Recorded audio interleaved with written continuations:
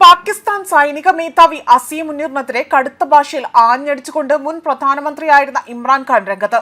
അസീം മുനീറിന്റെ നയങ്ങൾ രാജ്യത്തിന് വിനാശകരമാണ്. അയാൾ മനഃപൂർവ്വം അഫ്ഗാനിസ്ഥാനുമായി സംഘർഷം സൃഷ്ടിക്കാനാണ് ശ്രമം നടത്തുന്നത്.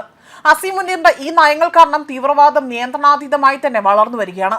അത് ഇമ്രാൻഖാൻ വളരെയധികം സങ്കടപ്പെടുത്തുന്ന രീതിയിലാണ് സോഷ്യൽ മീഡിയയിലൂടെ പങ്കുവച്ച പോസ്റ്റിൽ പറയുന്നത്.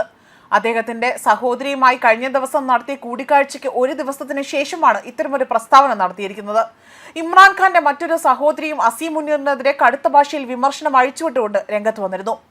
അസീം മുനീർ ആകട്ടെ തീവ്ര ഇസ്ലാമിസ്റ്റ് ആണ് എന്നും ഇസ്ലാമിൽ വിശ്വസിക്കാത്തവർക്കെതിരെ വാളെടുക്കുന്ന രീതിയാണുള്ളത്. ഇന്ത്യയുമായി നിരന്തരം യുദ്ധം ചെയ്യാൻ അസീം മുനീർ ശ്രമം നടത്തുന്നു എന്ന കടുത്ത ആരോപണമായിരുന്നു അവർ ഉന്നയിച്ചത്.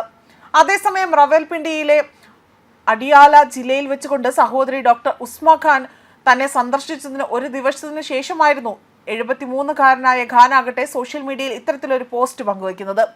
അസീം മുനീറിന്റെ നയങ്ങൾ കാരണം തീവ്രവാദം നിയന്ത്രണാതീതമായി തന്നെ വളർന്നിരിക്കുന്നു. അതെന്നെ വല്ലാതെ ദുഃഖിപ്പിക്കുന്നു. അദ്ദേഹം ഉറുദുവിലൂടെ തന്നെ പങ്കുവച്ച ഒരു എക്സ്പോസ്റ്റിലൂടെയാണ് ഇക്കാര്യങ്ങൾ വ്യക്തമാക്കുന്നത്.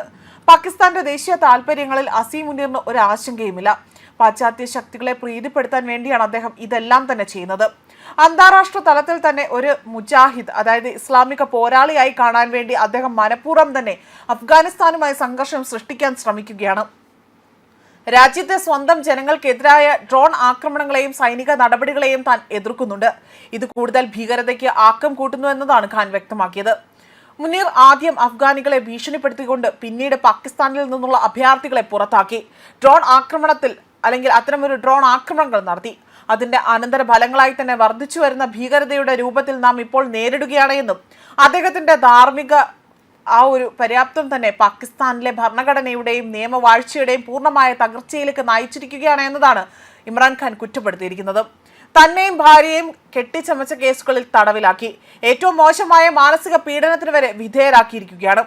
ഒരു മനുഷ്യനുമായി പോലും സമ്പർക്കം പുലർത്താനാകാത്ത വിധത്തിൽ എന്നെ പൂർണ്ണമായും തന്നെ ഏകാന്ത തടവിലേക്ക് പാർപ്പിച്ചു. 4 ആഴ്ചയിൽ ഒരു സെല്ലിനുള്ളിൽ ഒരു മനുഷ്യനുമായി സമ്പർക്കം പുലർത്താൻ കഴിയാതെ അടച്ചിടുകയാണ് ഉണ്ടായത്. പുറം ലോകത്തിൽ നിന്ന് എന്നെ പൂർണ്ണമായും ഉറ്റപ്പെടുത്തി. അതേപോലെ തന്നെ ജയിലിൽ അവിടെ മാനുവൽ പ്രകാരം ഉറപ്പാക്കുന്ന അടിസ്ഥാന സൗകര്യങ്ങൾ പോലും ഞങ്ങളിൽ നിന്ന് എടുത്തു കളയുകയാണ് ചെയ്തിരിക്കുന്നത്.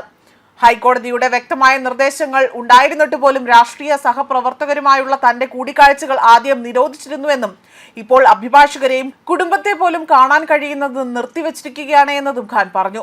ശാരീരിക പീഡനത്തെക്കാൾ കഠിനമായി തന്നെ മാനസിക പീഡനത്തെ കണക്കാക്കപ്പെടുന്നുണ്ട്. എന്നെ കാണാനുള്ള നിയമപരമായ അവകാശം ആവശ്യപ്പെട്ടതിന് എന്റെ സഹോദരി ഇപ്പോൾ വലിയ രീതിയിൽ ആക്രമണത്തിന് വിധേയയാകുകയും അവളെ റോഡിലേക്ക് വലിച്ചിഴയ്ക്കുകയും ചെയ്തതായുള്ള ആരോപണം അദ്ദേഹം ഉന്നയിച്ചിരിക്കുകയാണ്. ന്യൂസ് ഡെസ്ക് കർമ്മ ന്യൂസ്.